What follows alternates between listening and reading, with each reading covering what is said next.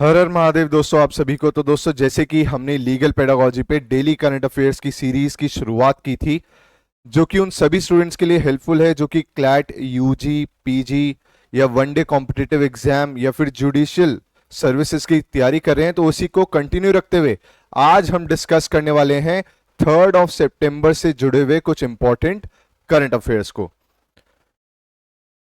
तो दोस्तों, जैसे कि मैंने आपको पिछली वीडियो में बताया था कि एक 8 मेंबर्स का पैनल फॉर्म हुआ है वन नेशन वन इलेक्शन को डिस्कस करने के लिए। तो उससे एक न्यूज निकल के आ रही है कि जो अधीर रंजन चौधरी जी हैं, उन्होंने डिक्लाइन कर दिया है ये ऑफर कि वो उस पैनल को ज्वाइन करेंगे। ये कांग्रेस के लीडर हैं लोकसभा में, तो इन्होंने डिक्लाइन कर दिया है कि मैं कोई भी ऐसा पैनल ज्वाइन नहीं करने वाला हूं जो कि बनने जा रहा है to discuss one nation one election. और अगर आपसे एक सवाल पूछ ले पॉलिटिका की इलेक्शन कमीशन किस आर्टिकल में है, तो वो है आर्टिकल 324। ये एक मल्टी मेंबर कमीशन है, ये बात आपको याद रखनी है। इसमें एक चीफ इलेक्शन कमिश्नर होते हैं और बाकी 2 इलेक्शन कमिश्नर्स होते हैं। तो अधीर रंजन चौधरी जी ने मना कर दिया है उस पैनल को ज्वाइन करने से। अगला है दोस्तों G20 से जुड़ा हुआ कि G20 की जो शेरपा मीटिंग है वो नू डिस्ट्रिक्ट में होने वाली है, जो कि कहां पर है, हरियाणा में है। हरियाणा में एक नू डिस्ट्रिक्ट है, वहां पे G20 की शेरपा मीटिंग होने वाली है, जिसमें जो एजेंडा रहने वाला है G20 का उसको एक बार रिविजिट किया जाएगा। और क्या सवाल बनते हैं G20 से कि G20 दोस्तों 9 और 10 तारीख 9 और 10 सितंबर को होगा, कहां पे, न्यू दिल्ली में। उसके साथ ही साथ G20 दोस्तों बना कब था? G20 बना था 1999 में। G20 में दोस्तों 20 देश हैं इंक्लूडिंग यूरोपियन यूनियन। उसके साथ ही साथ सबसे पहला जो G20 समिट हुआ था वो कहां पर हुआ था? वॉशिंगटन डीसी अमेरिका में हुआ था 2008 में। और इस साल के जो G20 समिट है उसकी थीम क्या है? उसकी थीम है वासुदेव कुटुंबकम, मतलब one earth, one family and one future. और ये कहां से ली गई है थीम? ये ली गई है दोस्तों महा उपनिषद से। तो ये बात भी आपसे पूछ सकता है। वहीं अगर हम बात करें लोगो की, तो इसका जो लोगो है दोस्तों वो एक कमल का फूल है, लोटस है, जिसमें 7 पत्तियां हैं, 7 लीव्स हैं। और ये 7 पेटल्स किसको डिपिक्ट कर रही हैं? ये 7 पेटल्स डिपिक्ट कर रही हैं दोस्तों 7 कॉन्टिनेंट्स को जो इसमें पार्टिसिपेट करने वाले हैं। और इसके साथ ही साथ एक कमल का फूल है, उसके साथ ही साथ अर्थ भी है। ठीक है, तो ये सारी ही बातें आपको याद रख के जानी है। और इंडिया को इसकी प्रेसिडेंसी कब मिली थी? इंडिया को इसकी प्रेसिडेंसी मिली थी दोस्तों पिछले साल दिसंबर में 2022 में, जो कि कब तक चलेगी? नवंबर 2023 तक चलेगी प्रेसिडेंसी, अध्यक्षता जो G20 की इंडिया को मिली है। दोस्तों, उड़ीसा सरकार ने डिसाइड किया है कि जब हीराकुंड डैम वहां पे एस्टैब्लिश हुआ था, हीराकुंड डैम कब बना था? हीराकुंड डैम दोस्तों इनॉग्रेट हुआ था 1957 में। तो जब हीराकुंड डैम बना था उड़ीसा में, तो बहुत सारे लोगों को वहां से हटाया गया था, तो उनको अब रिहैबिलिटेट करेगी उड़ीसा की सरकार। तो 1950 में नींव रखी गई थी हीराकुंड डैम की, जिसका इनॉग्रेशन हुआ था 1957 में। हीराकुंड डैम किस नदी पर स्थित है? महानदी नदी पर स्थित है। किस नदी पर? महानदी पर स्थित है हीराकुंड डैम। और ये एक और बात आपको जो याद रखनी है हीराकुंड डैम से जुड़ी हुई, कि ये सबसे लॉन्गेस्ट अर्दन डैम है विश्व का, सबसे लॉन्गेस्ट अर्दन डैम है विश्व का। ये बात भी आपको याद रखनी है। अर्दन डैम का मतलब क्या होता है? वो डैम जो कि नेचुरल चीजों से बना हो, सैंड, सिल्ट, रॉक्स, इन चीजों से बना हुआ सबसे लॉन्गेस्ट डैम है विश्व का। और कहां पर है? उड़ीसा में है। अगला है दोस्तों कि जेट एयरवेज के जो फाउंडर थे नरेश गोयल, उनको अरेस्ट कर लिया है इन्फोर्समेंट डायरेक्टरेट ने, क्योंकि माना जा रहा है कि उन्होंने 500 करोड़ रुपए का घोटाला किया है। 500 करोड़ रुपए का घोटाला किया है। तो कैनरा बैंक के 500 करोड़ इन्होंने ये खा गए थे, एक तरीके से मनी लॉन्ड्रिंग का केस इनके ऊपर शुरुआत की गई है। तो आपसे सवाल पूछ सकता है कि जेट एयरवेज के कौन फाउंडर हैं जिनको ईडी ने अरेस्ट किया था? उनका नाम है नरेश गोयल।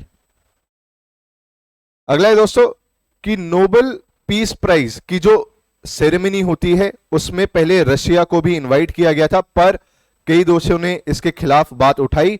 तो अब रशिया और बेलारूस ये ऐसे दो नेशंस हैं, ऐसे दो देश हैं जिनको इनविटेशन पहले देकर अब वापस ले लिया गया है। तो नोबेल पीस प्राइज की जो सेरेमनी होती है उसमें इनको इनविटेशन नहीं दिया गया है। तो ये बात आपको याद रखनी है। क्यों नहीं दिया गया है रशिया को? क्योंकि ये माना जा रहा है कि यूक्रेन के खिलाफ उन्होंने जंग जो छेड़ी थी, उस वजह से पीस काफी डिसरप्ट हुआ है वर्ल्ड का।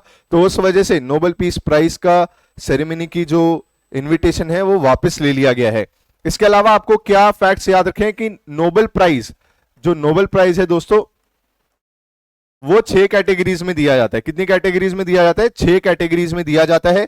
नोबेल पीस प्राइज दिया जाता है नॉर्वे में, और बाकी अन्य जो नोबेल प्राइजेस हैं वो स्टॉकहोम में दिए जाते हैं। तो नोबेल पीस प्राइज नॉर्वे में, बाकी नोबेल पुरस्कार दिए जाते हैं स्टॉकहोम में। और सबसे पहले नोबेल पीस प्राइज विनर कौन थे हमारे देश से? वो थे रविंद्रनाथ टैगोर जी। किसके लिए मिला था उन्हें? उन्हें मिला था गीतांजलि के लिए। तो ये बात भी आपको याद रखकर जानी है।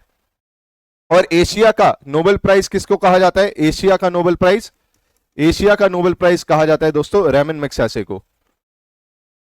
ये भी बात आपको याद रख के जानी है, यहां से भी सवाल पूछ लिया जाता है। अगला है दोस्तों कि यूनेस्को और एनसीईआरटी ने मिलकर एक किताब लॉन्च की है। कॉमिक किताब है, कार्टून वाली किताब है, नाम है लेट्स मूव फॉरवर्ड। और क्यों लॉन्च की है? लॉन्च की गई है to promote health and wellness of adolescents. Adolescents की हेल्थ और वेलनेस को प्रमोट करने के लिए ये कॉमिक किताब है जो कि यूनेस्को और एनसीईआरटी ने लॉन्च की है। नाम है लेट्स मूव फॉरवर्ड। और क्या फैक्ट्स आपको याद रखने हैं कि यूनेस्को का हेडक्वार्टर है पेरिस में और यूनेस्को के डायरेक्टर जनरल हैं ऑड्रा ओजोले। तो ये सारी ही बातें आपको याद रखकर जानी है। तो दोस्तों डेली करंट अफेयर्स में हम खाली वही करंट अफेयर्स कवर कर रहे हैं जहां से सवाल पूछा जाता है। ऐसे तो आप न्यूज़पेपर उठा के देखेंगे तो बहुत सारे ऐसे इवेंट्स हैं जो कि इररिलेवेंट है एग्जाम को लेके। तो इस छोटी सी वीडियो में हम वही कवर करते हैं जहां से सवाल पूछता है। तो दोस्तों फुटबॉल से जुड़ा हुआ एक टूर्नामेंट है जिसका नाम है डुरैंड कप। तो मोहन बगान ने दोस्तों ईस्ट बंगाल को हराया है और डुरैंड कप जीत लिया है 23 साल बाद। 23 साल बाद मोहन बगान ने डुरैंड कप जीता है। डुरैंड कप किससे रिलेटेड है? डुरैंड कप रिलेटेड है फुटबॉल से रिलेटेड। उसके साथ ही साथ और क्या बातें आपको याद रखनी है कि संतोष ट्रॉफी जो है वो भी एक फुटबॉल से जुड़ा हुआ टूर्नामेंट है और सुब्रोतो कप भी एक फुटबॉल से जुड़ा हुआ टूर्नामेंट है। फुटबॉल की टीम में, हर एक टीम में 11 सदस्य होते हैं। ये बात भी आपसे पूछी जा सकती है। अगला है दोस्तों F1 रेसिंग से जुड़ा हुआ जो कार रेसिंग होती है। तो मैक्स वर्स्टेपन ने दोस्तों एक रिकॉर्ड बनाया है कंसेक्यूटिवली 10वीं F1 रेस जीतकर। इससे पहले ये रिकॉर्ड किसके पास था? इससे पहले ये रिकॉर्ड था सेबेस्टियन वेटेल के पास जिन्होंने 9 कॉन्सिक्यूटिव F1 रेसेस जीती थी। इटालियन ग्रैंड प्रिक्स को जीत के मैक्स वर्स्टेपन ने यह रिकॉर्ड बनाया है 10 कंसेक्यूटिव F1 रेस जीतने का। तो ये बात आपको याद रखनी है। आखिरी है दोस्तों कि नंग रानी फेस्टिवल कहां पर मनाया जाता है? नंग रानी फेस्टिवल दोस्तों मनाया जाता है महाराष्ट्र में। ये बुल्स से रिलेटेड है, जो बैल होते हैं उनको दौड़ाया जाता है। तो नंग रानी फेस्टिवल कहां मनाया जाता है? महाराष्ट्र में। और कौन कौन से ऐसे खेल हैं जिसमें बुल्स इन्वॉल्व होती हैं, बैल इन्वॉल्व होती हैं? तो है दोस्तों जलीकट्टू जो कि तमिलनाडु में मनाया जाता है, हरिहाबा जो कि कर्नाटका में मनाया जाता है। और एक और फैक्ट जो आपको याद रखना है 3 सितंबर से जुड़ा हुआ कि होम रूल लीग मूवमेंट की स्थापना की गई थी। होम रूल लीग की स्थापना की गई थी 3 सितंबर 1916 को। तो ये बात भी आपको याद रखकर जानी है। तो दोस्तों ये थे कुछ इंपॉर्टेंट करंट अफेयर्स 3 सितंबर से जुड़े हुए। अगर आपको हमारे चैनल का कंटेंट पसंद आ रहा हो और आप हमें मोटिवेट करना चाहते हैं तो चैनल को ज्यादा से ज्यादा लोगों तक पहुंचाएं और वीडियो को लाइक करके जरूर जाएं। हर हर महादेव, राधे राधे।